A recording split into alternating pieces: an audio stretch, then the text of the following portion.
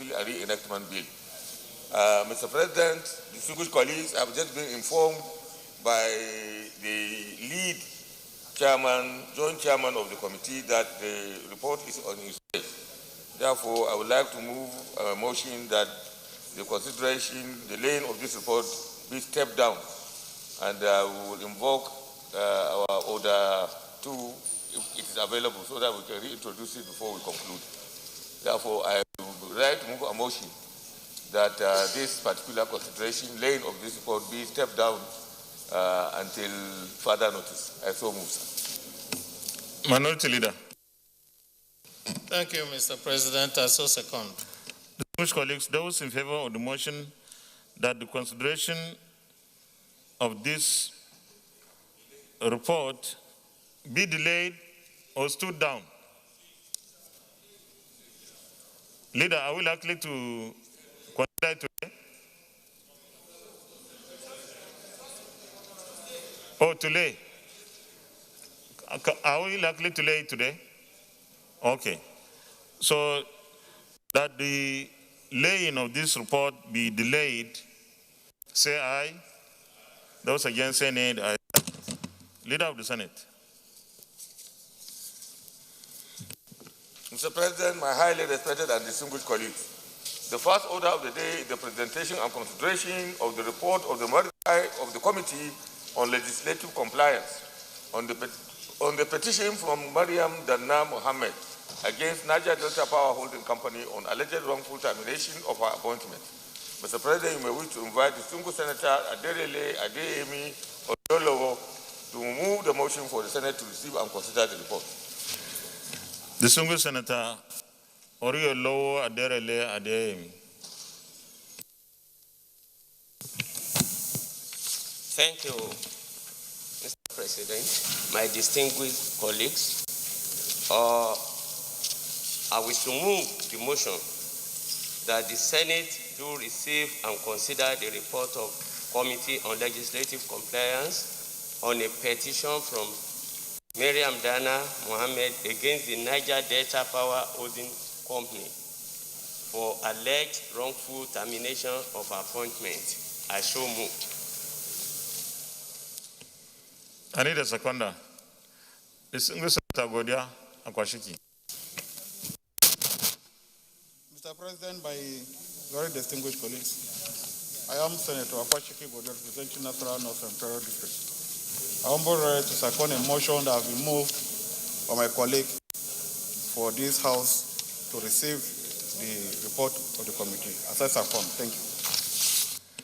Distinguished colleagues, those in favor of the motion that the Senate do receive and consider the report of the Committee on Legislative Compliance on a petition from Mariam Danna Mohammed against the Niger Delta Power Holding Company, say aye. Those against say nay. Chairman, please lay the report.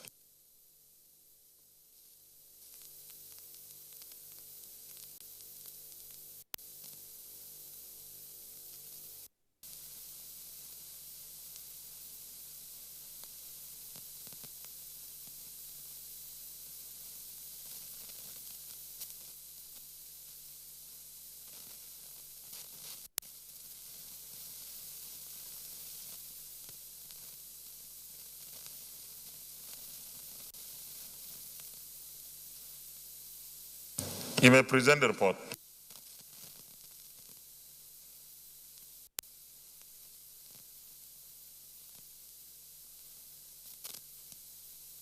Mr. President,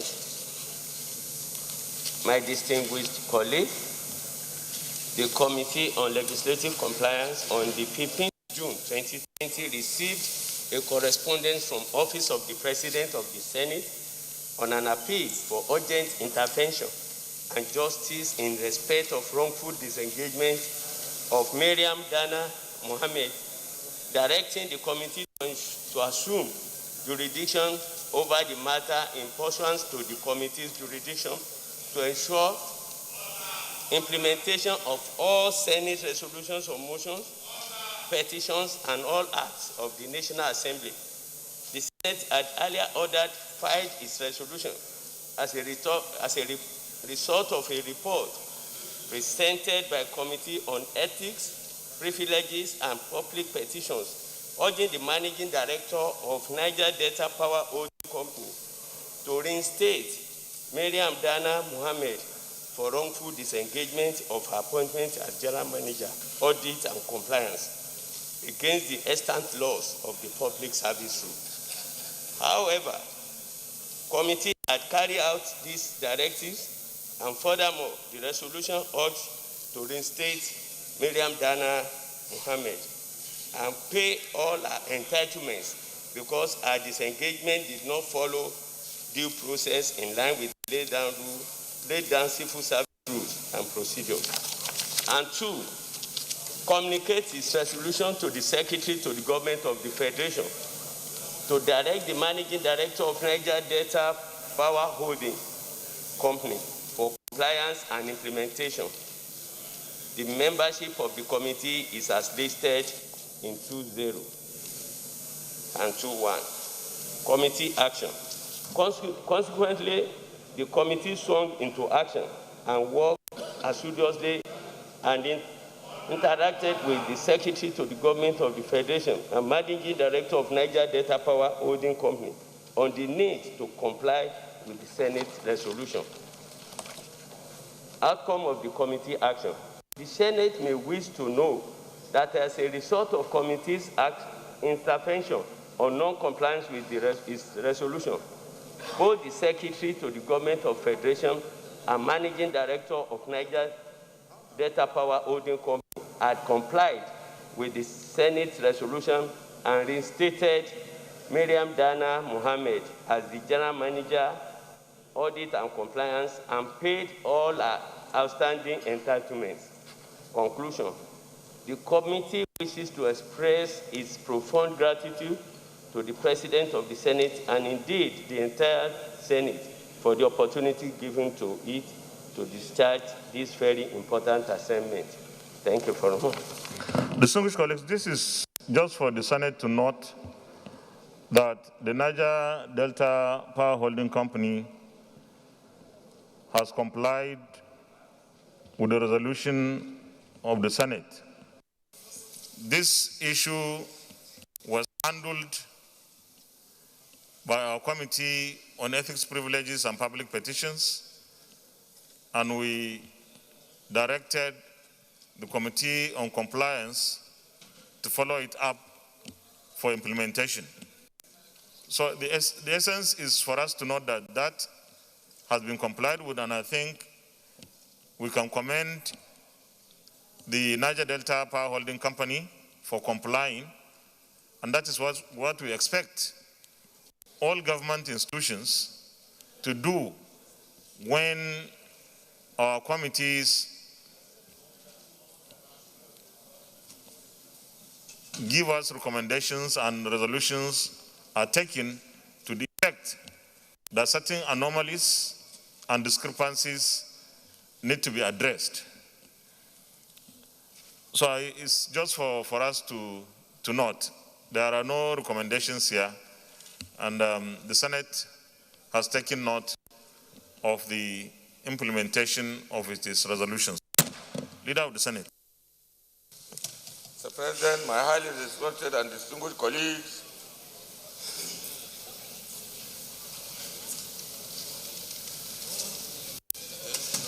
the second order of the day is the presentation and consideration of the report of the Committee on Legislative Compliance on the state of growing insecurity in Nigeria. Mr. President, you may wish to invite distinguished Senator Aderele Adeyemi Oriolowo to move the motion for the Senate to receive. Leader, where are you reading from? Oh, okay. Okay, distinguished Senator Oriolowo Aderele Adeyemi. Thank you, Mr. President. My distinguished colleagues, I stand to move that the Senate do receive and consider the report of Committee on Legislative Compliance on the spate of growing insecurity in Nigeria. I so move. Senator Binos Yarododa. Thank you, Mr. President, distinguished colleagues.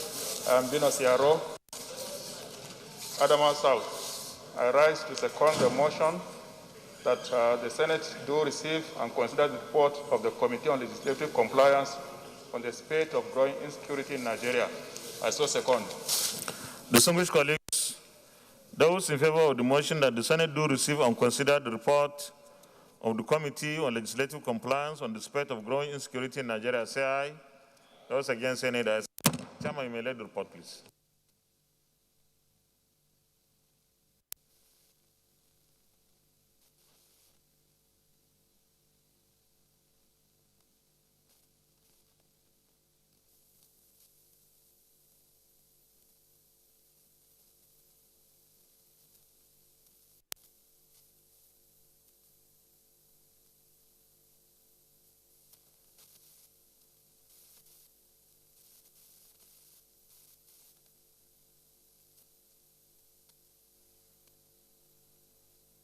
You may present the report.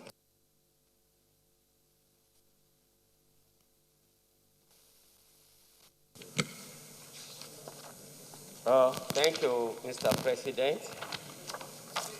The Senate of the Federal Republic of Nigeria is sitting on Wednesday, 25th November 2020, debated a motion on the spate of growing insecurity in Nigeria and resolved that this Committee on Legislative Compliance and Communication should invite the Honorable Minister of Communication and Digital Economy to impress on him the need to implement the resolutions of the Senate regarding security related to the mandate of his ministry. The spate of growing insecurity manifesting in such forms as kidnapping, banditry, armed robbery, assassination, and a host of other criminal activities has thus become a source of concern to the Senate and Nigerians both at home and in diaspora, and has been a pointer to the fact that agencies of government responsible for tackling this menace have not been up and doing. Members of the committees are as listed in 3.0 and 3.2. Methodology. The Joint Committee invited Honorable Minister of Communications and Digital Economy, Dr. Isa Ali Ibrahim Patami, as directed by the Senate resolution. The Honorable Minister appeared before the Joint Committee with key officers of his ministry, as well as the Executive Vice Chairman, Nigerian Communication Commission, NCC, Professor Umar Gaba Dambata. At the interactive section, the Federal Ministry of Communications and Digital Economy and the Nigerian Communication Commission submitted documents requested by the Joint Committee which detailed their activities as related to their support for government's efforts at stemming the spate of insecurity in Nigeria. The question and answer section that followed to a large extent revolved around the submission made by the Ministry and its agencies. Summary. Federal Ministry of Communication and Digital Economy. The Honorable Minister of Communication and Digital Economy spoke extensively on behalf of the Ministry and the Nigerian Communication Commission as follows. Citing Section 14(2)(b) of the Constitution of the Federal Republic of Nigeria, 1999 as amended, which states inter alia that the security and welfare of the people shall be the primary purpose of government. The Honorable Minister of the Federal Republic of the Federal Ministry of Communication and Digital Economy says that the deliberate use of word primary in its provision implies that security, among other issues that are of burning concern, is of utmost priority to the government. He noted, though security is not the direct mandate of his ministry, it has always been supporting the institutions responsible for security in Nigeria. The attention of the Joint Committee was pointed to a fundamental mistake in the development of telecommunication services in Nigeria in 2001. When SIM cards were issued without a requirement to register the owners. This mistake was not rectified until 2009, when it became necessary to register SIM cards. To rectify this mistake, the ministry in 2019 directed the Nigerian Communication Commission that all unregistered and improperly registered SIM cards should be blocked from all telecommunications networks in Nigeria, which resulted in 9.9 million SIM cards being blocked from the network by September 13, 2019. The ministry further developed and released a national name SIM policy on the 6th February 2020 in order to ensure that the national identification number NIN becomes a prerequisite for Nigerians registering new SIM cards, while for foreigners, their passports and visa are used. While already registered SIM cards were to be updated with national identity number before 1st of December 2020. The NIM SIM policy was also developed to ensure that only fully accredited agents support SIM card registration process without pre-registering SIM card themselves, while the eventual registration should be done by the operators. This policy thus ensures that no unregistered SIMs are ever allowed to mobile network, thereby enabling subscribers to easily check the number of SIM cards registered to their name, along with the associated phone numbers and networks.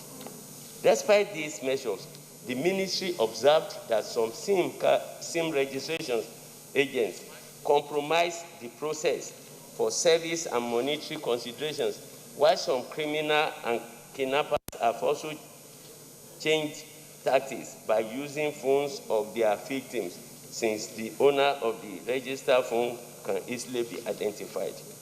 Determined to sanitize the registration process and based on the directive of the President of the Federal Republic of Nigeria, a more comprehensive revised national digital identity policy for SIM card registration was launched by Mr. President on the 6th of May 2021 to address how to incorporate foreigners legally resident in Nigeria, including those staying for less than 24 months. These national policies are being implemented by NCC, while a few are in collaboration with National Identity Management Commission. In addition to the implementation of policies, the ministry pointed out its programs and projects put in place to support the security agencies in Nigeria.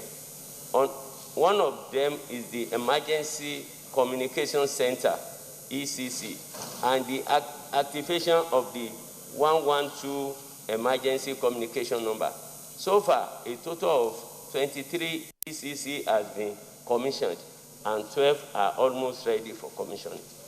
The ministry further noted that it is developing the capacity of Nigerians to play leading role in the communication sector as part of the national policy indigenous content development for Nigerian telecommunication sector.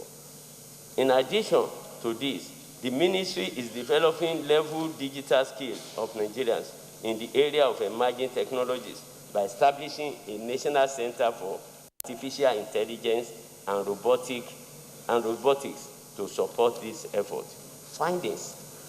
The federal government remains committed to curbing the rising spate of insecurity in Nigeria, including the use of abundant human and material resources within the Federal Ministry of Communication and Digital Economy and the agencies under it. That as part of its contribution to the stemming the tide of the rising insecurity in Nigeria, the Federal Ministry of Communication and Digital Economy completed SIM registration for the phone users by September 2019, with some 2.2 million unregistered SIM blocked. That its SIM registration exercise contributed to the drastic decline in the rate of use of mobile phones in kidnapping and negotiations, especially in the few months that followed the completion of the compulsory SIM registration in September 2019. That in a bid to consolidate on the successes of the mandatory SIM registration, the Federal Ministry of Communication and Digital Economy introduced the National Policy on Name and SIM registration launched by February 2020, which made it mandatory for all SIM cards used in Nigeria to be verified with the national identification number of each citizen or owner, guaranteeing that the identity of every person who registers SIM is known to the industry regulators as well as security agencies to further prevent the criminal use of SIMs and phones in the country. That the earlier success of the SIM registration policy were compromised by the numerous agents recruited by communications companies that register SIM card owners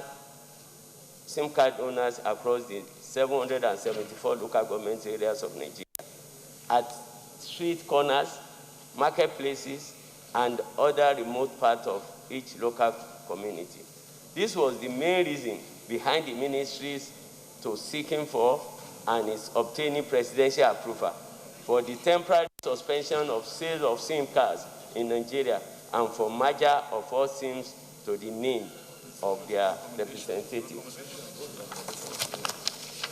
Recommendations: that the Senate direct its security-related committees and that of legislative compliance and communication to conduct a national roundtable conference on the current security situation in the country to develop practical strategies to stem down the growth in the spate of insecurity in Nigeria. That the Federal Ministry of Communications and Digital Economy submit proposal for legislative action to any section of the extant laws of any of its agencies towards reducing the national insecurity challenges.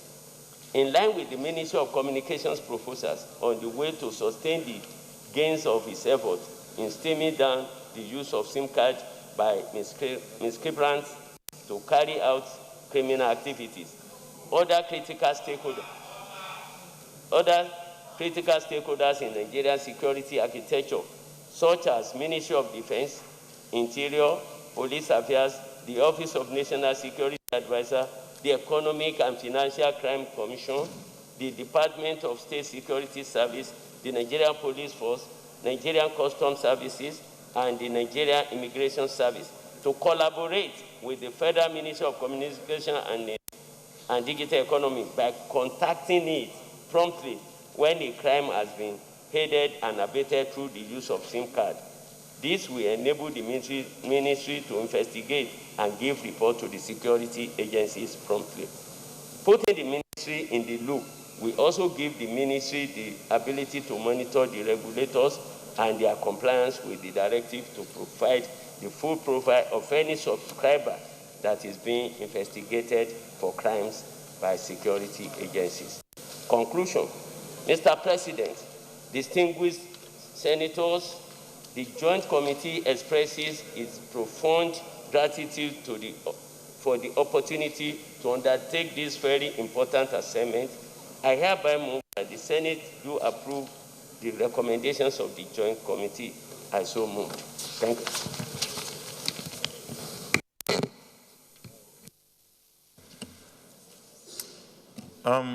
We go to the recommendations.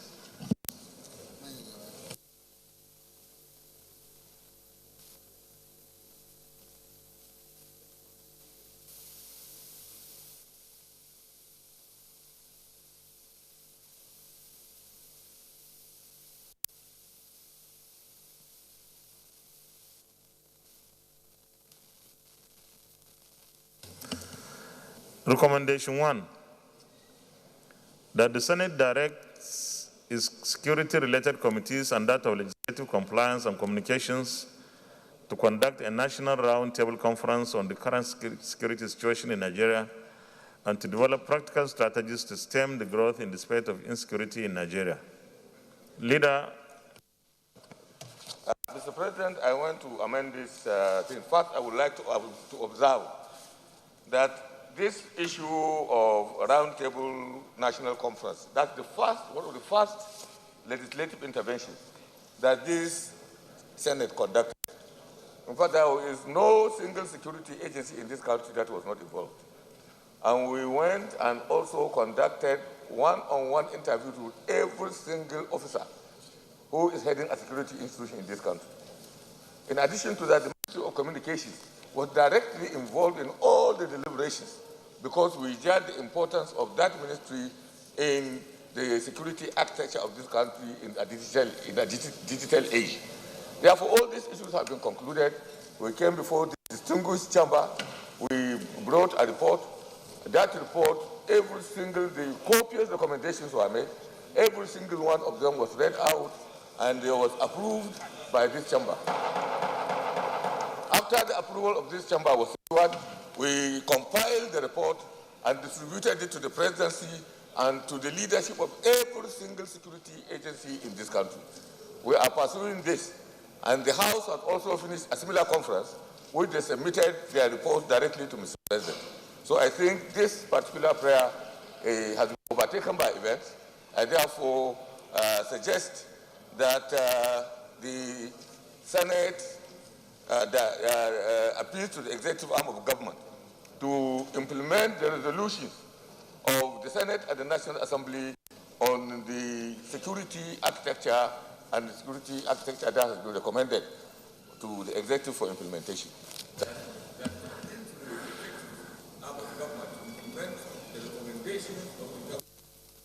To implement the recommendations of the Senate on the security architecture of Nigeria. I think, Leader, that should be a new recommendation, an additional recommendation. Okay. Seconder, distinguished Senator Ibrahim Abdullah. Thank you very much, Your Excellency, distinguished colleagues. I second the motion ably moved by the leader. Please, Secretary, I hope you have taken note of the amendment. Huh? Okay. So those in favor of recommendation 1 as amended, say aye. Those against, say nay. The ayes. Please, if you have not taken exactly, Leader, you write it so that they will have it as voted. Recommendation 2, that the Federal Minister of Communications and Digital Economy submit proposal for legislative action to any sections of the extent laws of any of its agencies toward reducing the nation's insecurity challenges. No, we are voting, not comment. It's either you amend it. So, the amendment, Senator Uche Kunife. Thank you, Mr. President. Mr. President, distinguished colleagues, my name is Senator Uche Lilian Ekuti. I represent Anambra Central. I'm from Anambra State. Mr. President, 8.2, that the Federal Ministry of Communications and Digital Economy submit proposal for legislative action to any sections of the extant laws of any of its agencies towards reducing the nation's insecurity challenges. Mr. President, this is not their primary responsibility. Therefore, their job is to complement the efforts of the security agencies. My amendment is that the Federal Ministry of Communications and Digital Economy should liaise with security agencies in charge of security situation in the country to submit proposal for the legislative action to any section of the extant laws. Because if we allow them to do this, we are going to have, overlap functions and, conflict. You see, it's the Ministry of Communications has NCC, I think they have SPFS, NIDA, and so on. So I think the idea here is not for security agencies, but for any inadequacies in the laws establishing the agencies that this ministry supervises. So I think it's in order. Are you okay with that? No, Mr. President, check the last one. It said the extant laws of any of its agencies towards reducing the nation's insecurity challenges. In the process of editing or amending their law, they could have some overlap functions and or conflicts in the functions of the security agencies in Nigeria. But if you think so, that's fine. Distinguished. The operating word there is agencies. The agencies that the Ministry of Communications and Digital Economy supervises. That's the. So I think it's in order. Those in favor of recommendation 2, say aye. Those against, say nay. Recommendation.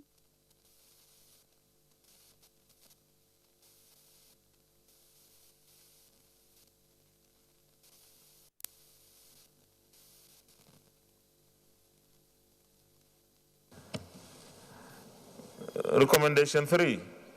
In line with the Ministry of Communications proposal on the way to sustain the gain of its efforts in stemming the use of SIM cards by miscreants to carry out criminal activities, other critical stakeholders in Nigeria's security architecture, such as the Ministries of Defense, Interior, Police Affairs, the Office of the National Security Advisor, the Economic and Financial Crimes Commission, Department of State Security Services, the Nigeria Police Force, Nigeria Customs Services, and the Nigerian Immigration Service to collaborate with the Federal Ministry of Communications and Digital Economy by contacting it when a crime has been aided and abetted through the use of SIM cards.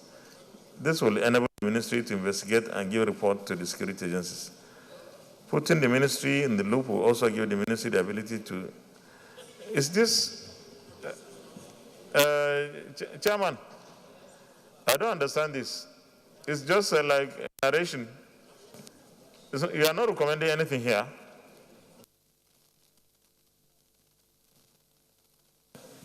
The listed agencies to collaborate with the Ministry of Communication so that a prompt action will be taken in investigating and... Can we rework it? Because the way it is... So if they are already doing that, then it means we don't need this recommendation. Chairman, are you okay with that? The reason why we put this was that from the submission of the Honorable Minister of Communication, there used to be a gap between these agencies listed and the ministry, especially when it has to do with investigating criminal activities aided by SIM cards. That is why we need to put that one there. It was as a result of observation of the Minister of Communication and Digital Economy. Senator Ibrahim Gobir. Thank you very much, distinguished colleagues. Your Excellency, if I can remember, during the summit, the the Honorable Minister of Communications himself was there, and he mentioned that, yes, they will be able to trace anything, and that at the same time, liaise with the action agencies and tell them exactly what it is. So I think they are doing this. Already they are doing this. Maybe for emphasis. Chairman, are you okay with presentations that we don't have to have this recommendation? Okay, for emphasis. Okay, for emphasis. Okay.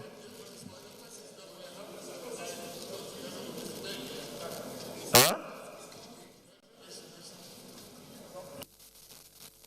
Deputy Chief. Thank you, Mr. President, distinguished colleagues. Aliu Sabi Abdullahi, Niger North.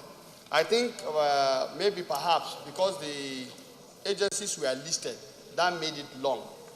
But I think the intendment here is to say that the Ministry of Communication should liaise or collaborate with the responsible security agencies so that they are contacted whenever there is any security-related, crime, for them to actually be part of the investigation promptly. I think that's what this whole thing is trying to say. And actually, this has been done. But because we are discussing this thing on and on almost every... So what are you suggesting now? We sustain the recommendation just for purpose of emphasis. Okay. Those in favor of recommendation 3, say aye. Those against, say nay. The ayes. Thank you very much, Chairman. Leader of the Senate.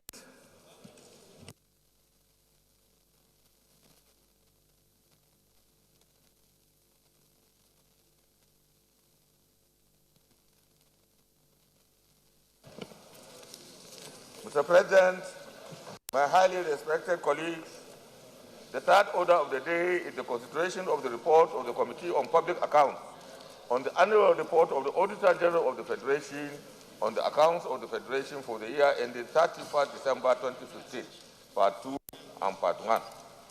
Mr. President, you may wish to invite the distinguished senator will note that we considered the voluminous report that was brought by the chairman of the committee, and it was suggested that that report should be summarized and reduced in an edited version where the recommendations can be considered and disposed with by this distinguished chamber.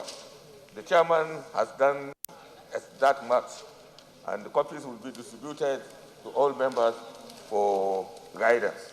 Therefore, Mr. President, you may wish to invite distinguished Senator Matthew Origide to move the motion for the Senate to consider this report. Distinguished Senator Matthew Origide. Thank you, Mr. President. Mr. President, my distinguished colleagues, I'm Senator Matthew Urogide. I represent the group people of Edo South Central District. Mr. President, I rise to move that the Senate do consider the report of the Committee on Public Accounts on the annual report of the Auditor General for the Federation on the account of the Federation of the year ended December 31st, 2015, Parts 1 and 2. I so move, Mr. President. Distinguished Senator Ibrahim Hassan Hadeja.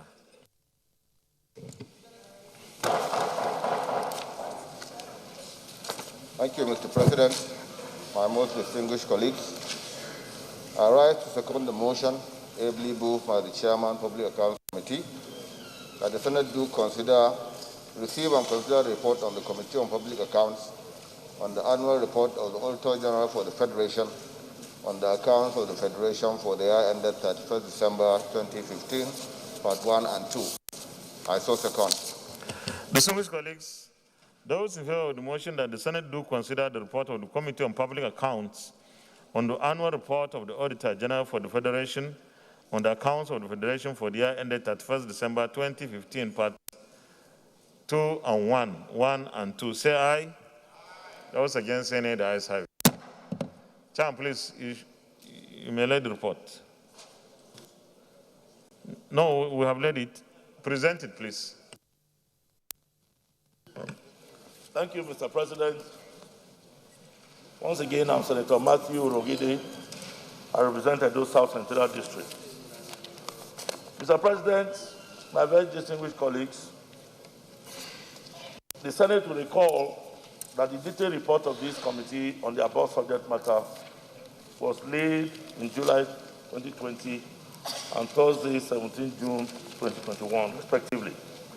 Similarly, the reports were deliberated upon by the Senate on Wednesday, 23rd of June 2021, with the resolve thereafter that the Senate Public Account Committee should give a summary of its recommendation to the Senate for further consideration and adoption of the recommendations therein.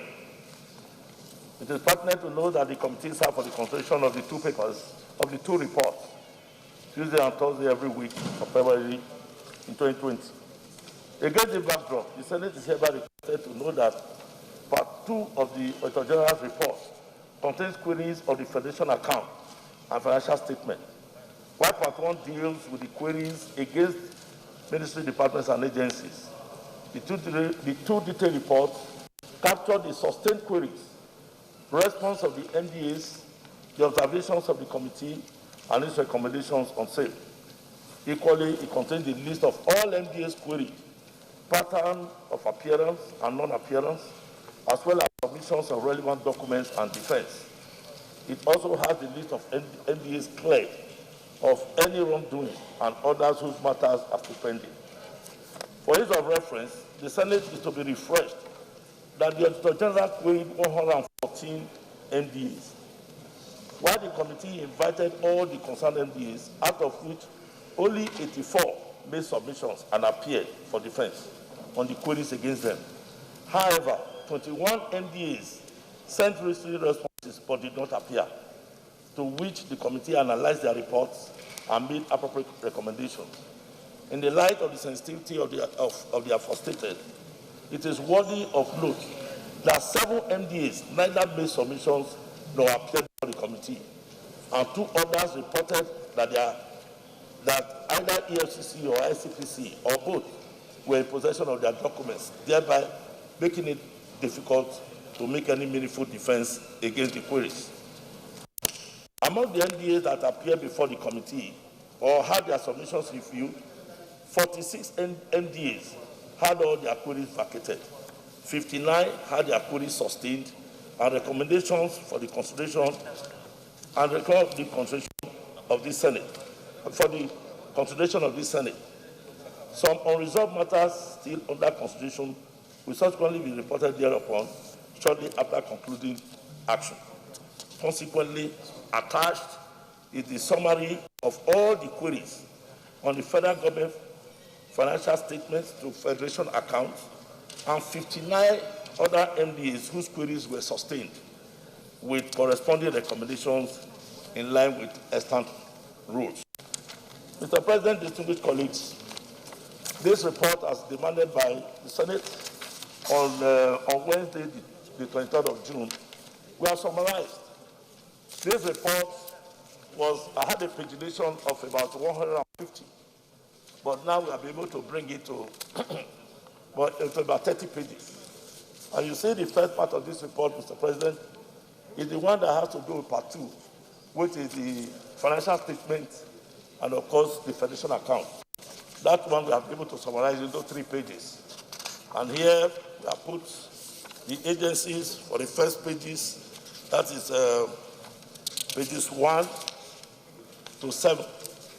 And then, of course, at the back, we have attached the financial regulation for easy comprehension by our colleagues, because all the recommendations made, we have financial regulations that have been stated against them. So we have a copy of the financial regulation at the back. So this one makes the presentation a bit bulky. So I crave your indulgence, Mr. President, that we look at this report as summarized. The tables that we have provided, here, the summary of the infractions committed by the MDAs. Then the second is the recommendation made by the committee. And then, of course, the remarks will be the decision that will be taken by this distinguished Senate. So, Mr. President, I think it's going to be in the committee of whole that you can graciously look at these recommendations and the summary of the reports. I think they are precise. And if there's anyone that needs any explanation, I will most humbly stand up to explain. Thank you, Mr. President. Distinguished colleagues, this is the report of the Committee on Public Accounts. Senator Adeola, do you have any comments? Thank you, Mr. President. Very distinguished colleague. I listened with rapt attention to the proposal of the chairman of the committee concerning the table of content he has provided, which he wants us to work with. But I want to seek clarification from the fact that the recommendation he has proposed on each of the irregularities under the summary of infractions he has recorded, that is he proposing that we should uphold this recommendation if need be, and if we need to reject any, do we still go ahead and reject based on his recommendation concerning the infraction he has reported in each of the columns? So I want him to seek clarification in that, because this recommendation he has given to us is as a result of the infraction he has observed in the Auditor General's report. And he has taken it one after the other, like asking us to direct the Accountant General to carry out the following things under one of the recommendations and subsequently others. So I want him to clarify more what he wants us to do with this recommendation, if we will reject or accept, because there's a remark column. The remark column will give us the summary of what our decision is on each of the recommendations he has proposed. That's my own observation on what he has said, and I want him to clarify what he wants us to actually do with the report. That's my question. Chairman. Thank you. Thank you, Mr. President. Let me thank my very distinguished colleague, Senator Adeola. Mr. President, distinguished colleagues, the third column, recommendations are in line with, one, what the Auditor General himself recommended in his report. And then two, these recommendations are in line with provisions of our extant acts and financial regulation. All the infractions that are mentioned here equally have attendant consequences that are in the books, in our financial regulation. So we are asking the Senate to uphold those sanctions as stipulated in the law, and then, of course, as equally recommended by the Auditor General for the Federation and by the committee. We are upholding the provisions of the extant laws and financial regulation. So deviating from this really will not be in tune with recommendations that we have in the books. Thank you very much. Deputy Chief Whip. Yeah, thank you very much, Mr. President, distinguished colleagues. I'm Aliu Sabi Abdullahi. I represent Niger North. Let me commend the chairman for a very thorough job. However, based on this last intervention by Senator Adeola, perusing through the various recommendations, I want to say the way they were put will also be conflicting with public service rule. For example, in those areas where you say the officer should be demoted, I've seen somewhere where you said the officer should be demoted and taken to another schedule. While this is okay, we are not in a position to give that recommendation in that manner. I think what we should be talking about is to ask that in view of what you may say is a prima facie case against them, as seen here, we should ask the ministry to institute their own procedure so that they will be the one to finally take that decision of demoting them. I think that is the only thing I have seen. Yes, the point they have raised is okay, but for us to outrightly indicate that somebody should be demoted, I think is going against public service procedure also.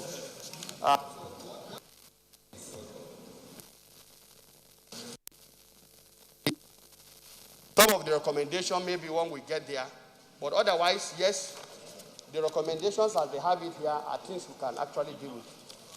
Senator Adeola. Mr. President, for giving me another opportunity to say, I haven't listened to the chairman of the committee. Mr. President, in his submission, he mentioned that this recommendation, majority of this recommendation here are recommendations by the Office of Auditor General, and that we want the Senate to uphold the recommendation of the Auditor General as contained in the Auditor General report. And part of, yes, I'm coming. And he said also, one very important thing that is very instructive, he said, is that... Chief Whip, please, the comrade is standing. That the committee concur with this, because what we have Auditor General's report is for us as National Assembly to look into all the reports as put together by the Auditor General of the Federation. And in doing so, we invite these agencies to come before us and clarify all of these queries that have been raised by the Office of Auditor General. And after this interaction with the agencies, if they are not able to convince us as to what is contained in the Auditor General's report, two things will happen. Number one,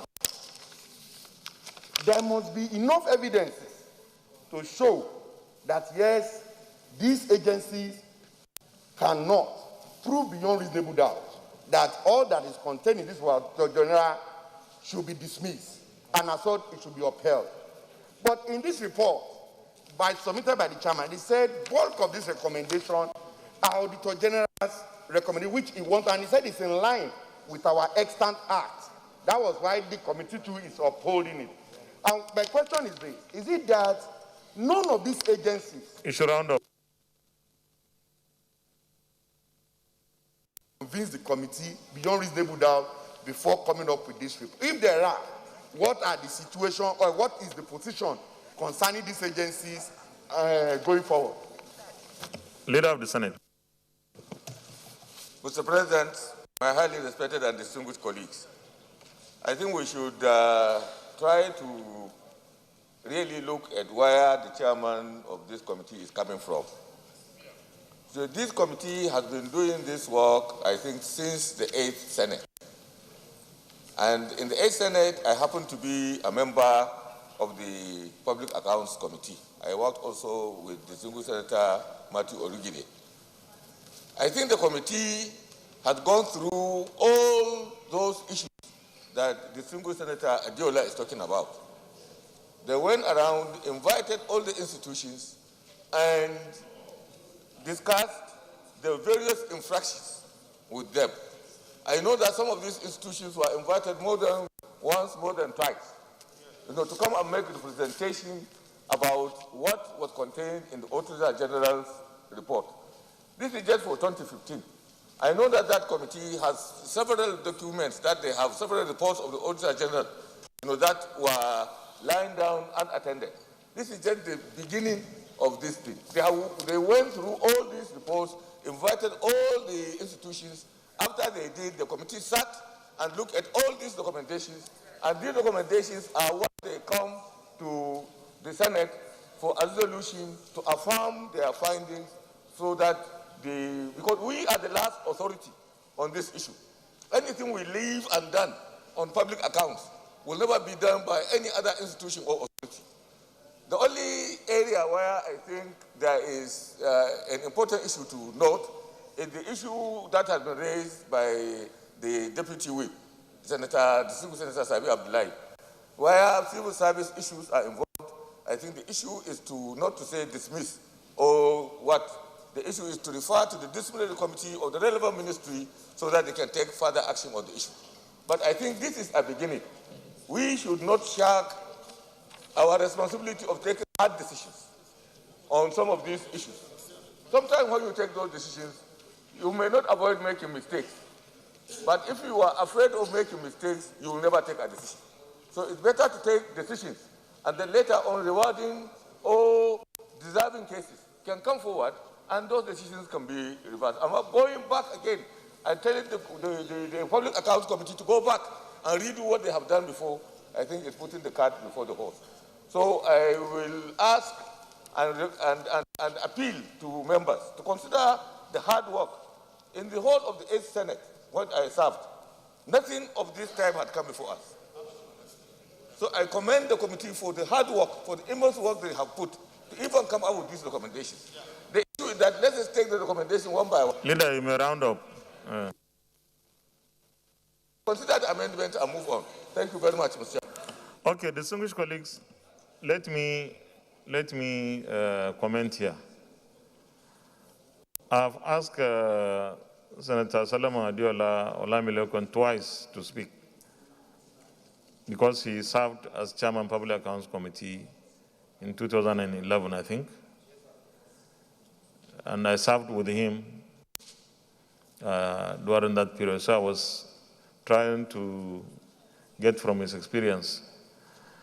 Of course, we have to commend our committee on public accounts. My challenge is when you start to read the recommendations, and the first recommendation, that is the part 2, and I will read just for us to get the sense. It says the Accountant General of the Federation should provide 1, authorities for all the additional and disposal of investments. 2, share certificates of all the additional investments. 3, disclose information on Crown Agents' investment funds, the infrastructural bank rights issue.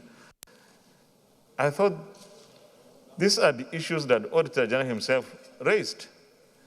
So the committee should have gone the next step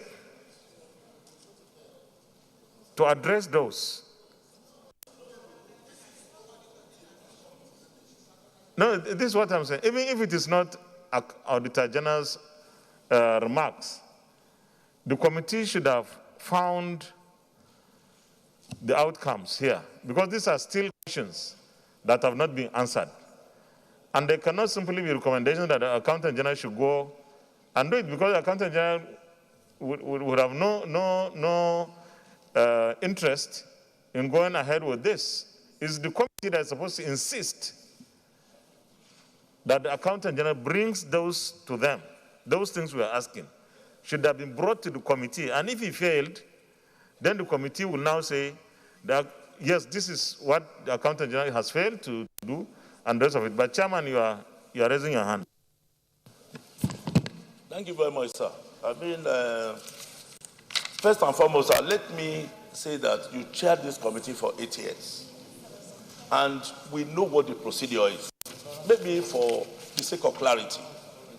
Sir, all the agencies of government that are in excess of 700, that are audited and of course the audit report sent to the Auditor General, by provisions of Section 85 of our Constitution, it is only those ones that have committed infractions that are sent to us in the report that is sent to you. And that's what I'm saying. Of those numbers, only 114 came in our reports. The other 500 or thereabouts, we don't know. That's why we ask the questions. What of NMPC? What of NIMASA? What of the big spenders? They're not in the annual report. For 2015, 115 of them were queried. Sir, with those ones sent to us, we cannot go outside of the 115 sent to us to go and start querying other agencies. Only the one brought to us. So that's why this report in itself is already limited. Chairman, I will interject here. Don't just hold on, please. Don't. I will advise that you don't limit your powers. In addition to what the Auditor General has given us in his report, you can do status inquiry. Status inquiry, you don't have to limit yourself. The Auditor General doesn't have to say something. Sir, this report is very clear. Auditor General, audited account, financial account. We do status inquiry. Looking at auditor's report can lead us to status inquiry. It can lead us to a performance audit. It can lead us to any other thing. But we are looking stricto sensu. The provisions in the report sent to us. Sir, you don't mention the first one. What we have said, Federation account and financial statement, that is what is sent by the Accountant General. And the Accountant General is the one that is queried. The query that the Accountant General gave to these agencies, Accountant General now came with these agencies to answer the query before the committee. What we are saying here, Accountant General could not provide those things. That's the point. So you should mention here that he could not provide. And you see, but that's not the recommendation here. Exactly. You have done your work. It's only that in the reporting, you had a little bit of a problem. Because this is as a result of an infraction, irregularities in investments and other cash assets, which only the Accountant General will explain. Now, the recommendations do not show that the Accountant General has failed, because we are still asking him to bring. If he has failed, you should indicate that the Accountant General has failed to provide those information, and therefore this is the sanction. I think this, we are speaking about the same thing, but maybe in different ways. Okay.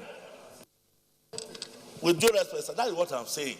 All our recommendation here is what the committee agreed with. We are not bringing it to before the Senate to say the Accountant General should be compelled. Or maybe, we should have said that he has failed. But this committee, what it means that he has failed. That's why we are bringing it to the Senate, that he be so compelled. I get the point now. Well, distinguished colleagues, will consider the recommendations, but I will advise that we be very careful. We don't rush through these recommendations because they are very sensitive and technical. So maybe, Senator Akinlure. Thank you, Mr. President. One is a point of information. This particular recommendation were made in line with the extant rules. What the Senate need to do is to either confirm or otherwise. Because every recommendation here, what we need to do is to ensure that they're compliance. Because these people have taken it, many of the agencies have taken it as normal routines, yearly, not to comply. So I think the Senate need to involve legislative compliance. After confirming this, report, the legislative compliance must also go out to ensure compliance. That's the information I want to make available, sir. We don't even need to debate it any longer. No, distinguished, we are not debating this thing. What we are saying is the recommendation, just the recommendation 1 that I cited, does not tell you that the Accountant General has failed, and therefore there is a sanction. It's still like writing him to ask him to come and bring, and that's not what we are supposed to do. So we go through the recommendations one by one. We start with the first recommendation, amendment.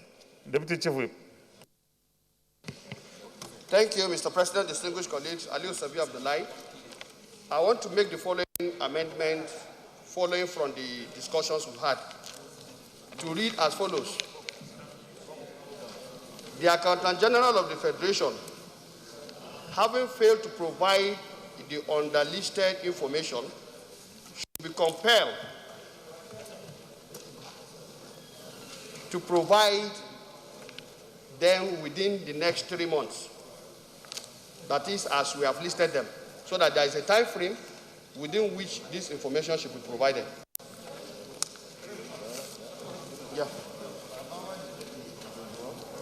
Just to give them enough room. 90 days. 90 days.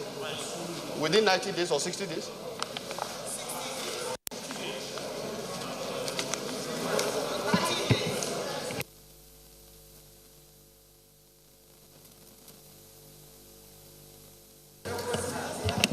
Okay, the amendment, I need a seconder for the amendment. Senator, sorry? Senator Uche Lillian Okonife. Mr. President, thank you very much. I rise to second the motion as moved. I so second.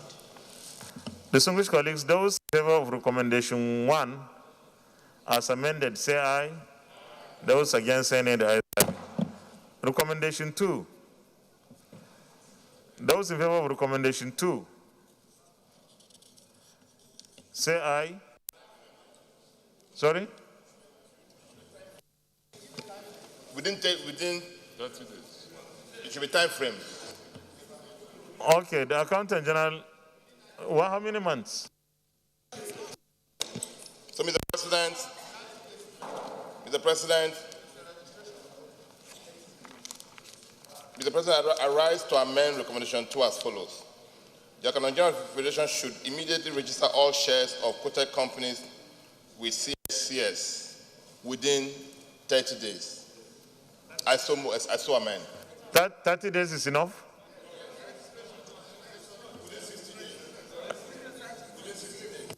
Yes.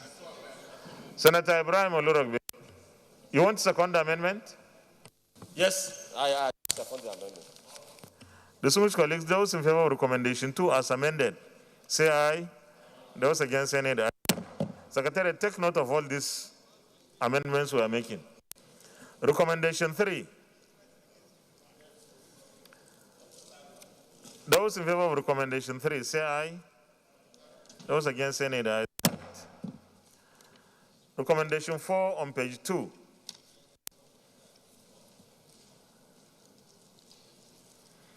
Yeah, I think that too should be tied to time. There should be time frame. The Accountant General of the Federation should address the retirement of advances with strict and strong sanctions to serve as deterrents. Is that enough? Is it okay? Okay, those in favor of recommendation 4, say aye. Those against, say nay. Recommendation 5.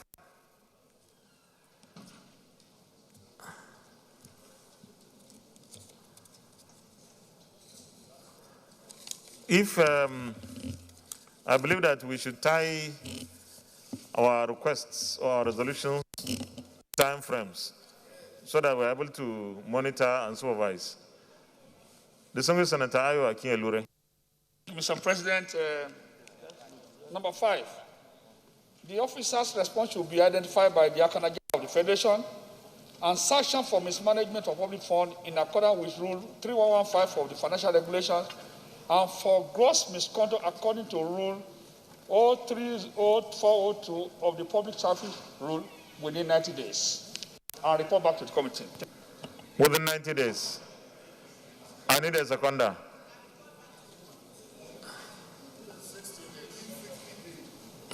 60 days. No, at the moment, somebody has to second what he has proposed. Senator Abdul Karim. Thank you, Mr. President. Distinguished colleagues, I so second that it should be within 90 days. Distinguished colleagues, those in favor of recommendation 5 as amended, say aye. Those against, say nay. Okay, amendment to 6. Senator Brown, yeah. The 6.1, the Office of the General of the Federation should set in motion the process of the recovery of the loans and pay back to the special fund account within 90 days as well. Yes, sir. Recommendation 6 as amended. Those in favor of recommendation 6 as amended, say aye.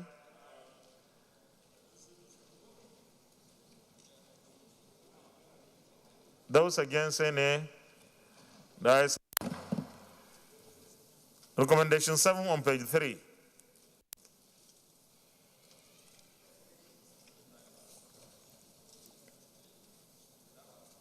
Yeah, this one has time frame.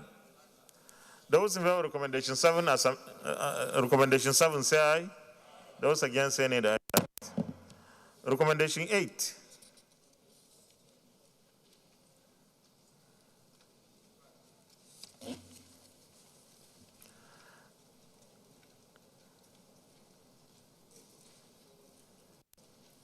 Those in favor of recommendation 8, say aye.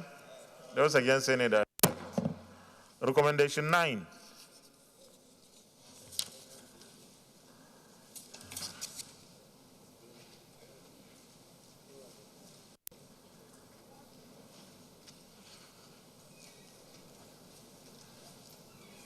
Those in favor of recommendation 9, say aye. Those against, say nay. Recommendation 10 on page 5. Those in favor of recommendation 10, say aye. Those against, say nay. Recommendation 11. Those in favor of recommendation. Those in favor of recommendation 11, say aye. Those against, say nay. Recommendation 12.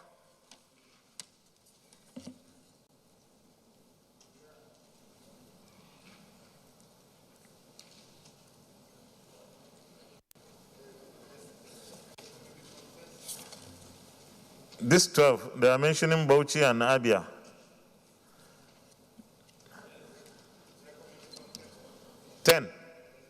10, Senator Solomon Adiola. Recommendation 10.3 says FAC or any other approving authority should, as a matter of urgency, approve the agreed percentage which should be allocated to NNPC monthly as operational costs to ensure that their operations are not adversely affected. I need more clarification from the chairman regarding, because I don't know if at any point in time there was an agreed ratio of which should constitute the operational cost of NNPC. Maybe there. Chairman. Thank you, Mr. President. This suggestion that is made by the committee is based on what NNPC, inferred in course of their defense. In 2015, NNPC was to pay into the Federation account 2.4 trillion. And NNPC took 3.8 billion, 580 something billion out of the money and paid the balance of 1.3, and paid the balance of 1.5 billion to the Federation account. I will now ask why. They said it was the cost of the operations. And if you read, what we have said there is that NNPC ought not to have deducted before paying to the Federation account. If they need money for operation, then let it be that they are giving money. We are suggesting just like customs or FRS is giving, so that NNPC can pay whatever is accruable to it from crude oil sales straight to the Federation account. That's a suggestion. The Senate has the right to say, we take the suggestion or not, because the standard practice now is that NNPC takes money from its sales, uses it, and then without authorization, without appropriation by the National Assembly, and the balance they pay to the Federation account. That. Okay.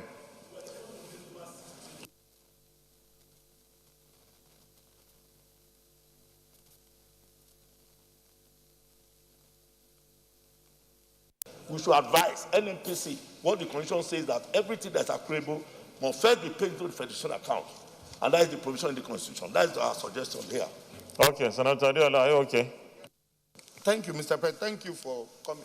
Because I am aware of this practice, and I know that NNPC has oftentimes they don't make any recourse back to National Assembly or the Accountant General before the deduction of the operational cost. And if he has recommended it here, I believe if we are to tackle this, we should be looking for more than this we are doing, either through one constitutional amendment or amending the Fiscal Responsibility Act or other financial regulation to stop NNPC from such arbitrary deduction from money accruing to them from the sales of. Well, let me remind us that with the passage of the PIB, NNPC will be different from what it is today. So maybe going further for constitutional amendment and the rest of it may not even be necessary. But I also believe that we should have at least a resolution like this to call the attention of the authorities. But we shouldn't waste our time on constitutional amendment because of NNPC. Mr. President, I wanted to say the same 10.3 is a bit not specific and not clear. When you say FAC or any other approving authority, which authority? I think we have to specify because it's very important. Otherwise, we will end up having a problem. NNPC will have money, it will transfer everything to the Federation account. It may end up not having 1 naira to run its own operation, which means the next month there will be no money. So I think we have to specify which is the approving authority. Is it FAC or anyone that wants to define? But I think we should not leave it as that because it's very vague. Chairman, so who do you have in mind when you say any other? Mr. President, right now, the distribution of the resources that the Federation account is exclusively preserved of FAC. And that is why we mention FAC. But if tomorrow any law or any law is in place authorizing any other authority to so do, that's why we left that as a lacuna to accommodate any other authority that can grab. But right now, it is FAC that is doing it. Leader of the Senate. Mr. President, from the discussion that we have, the other approval authority is the National Assembly. Another fact, National Assembly is only other approving authority. So it means that NMPC, but I observed the observation that you made has cleared all this matter. But if we want to state it that the other approving authority is the National Assembly. So if you have to amend this to say that the NMPC should get that percentage from an approval coming from this. But I think we shouldn't share our powers with FAC. You can't say FAC or National Assembly. If the National Assembly is involved, you say National Assembly, because that's the ultimate. Isn't it? That should be the ultimate. So, do we amend it? Okay. So, I'll put the question again on 10, on page 5. Those in favor that recommendation 10 as amended, say aye. Those against, say nay. We go to 12. Recommendation 12. Those in favor of recommendation 12, say aye. Those against, say nay. Recommendation 13. Amendment, Senator Abraham Oluragbe. Mr. President, the amendment is to put timelines. FRA should immediately recover outstanding sum of 1.5 billion from the indebted oil marketers and show proof of recovery to the committee within 90 days. Timeline of 90 days is what I'm adding to this, because the committee did not put timeline for the recovery. So how many days are you? 90 days. Those in favor of recommendation 13 as amended, say aye. Those against, say nay. Well, we are finished with part 2. We now go to part 1 on page 1 of the report. That's the next page. And part 1, we start with the Minister of Aviation. Those in favor of recommendation 1, say aye. Those against, say nay. Recommendation 2.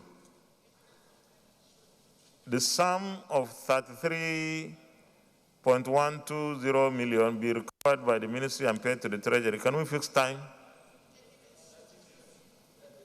30 days. Amendment. Thank you, Mr. President, distinguished colleagues. Aliu Sabi Abdullahi. The amendment.